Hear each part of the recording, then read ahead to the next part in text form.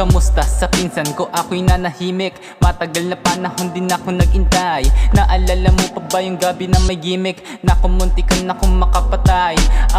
Galing ako sa simbahan nun. Di ko din alam bakit lahat ay nagkataon. Meron demonyo sa'kin na bumubulong. Umuwi ka na, merong nangyayari doon.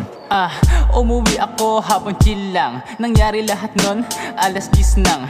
Tangina, tumal na. Mas matindi ka pa sa burot na may sugat, may kupal pa. Minsan, isipin mo baka bigla ka nang lumisan. Hindi pwede galaw, sabay ka nalisan. Malapit ka din maglinis-linisan, pero huli kasi ikay nagbihis lang. Pero wag masarisohin mga nagawa ko na kanta.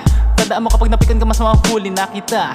Puki ng ina, pwede ka na ulit magsinungaling. Pwede mong gawin, tangina ka ba? Sa ganyan larang talaga naman kinabibiliban ka na.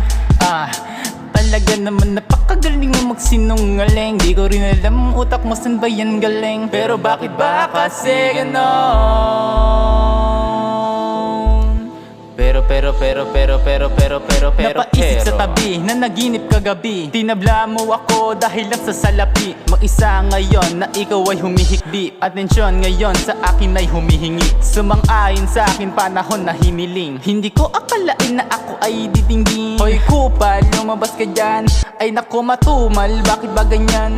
Tangina wasak kapag sinabi sekreto. Pero ayoko kasi ayoko nang ikwento. Hinamong kitang suntukan dun sa inyo, pero ay takot tong koreano. Tangina ka ba? Ano akala mo nakalimutan ko lahat?